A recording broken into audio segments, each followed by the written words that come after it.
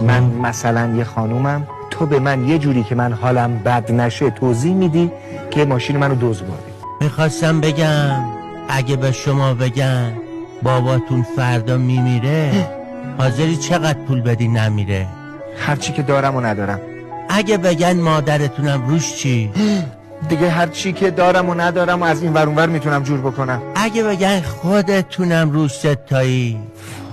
چرا آخه؟ چرا باید اینقدر مثلا دیگه. خیلی خب دیگه نمیدونم باید چیکار کنم. نمیدونی؟ نه. ولی خوشحال باش، خب هیچ کدومشون نمیمیرن. خب خودت هم زنده میمونی. خب خدا رو یه شکر. ماشین قراضه جای بابات و ننت و خودت به باد رفت به درک. ماشین من؟ حالا وقتی بابا داری، مامانت هست، خودت سالمی، فدای سره، کار میکنی یه ماشین دیگه میخری. راست میگی.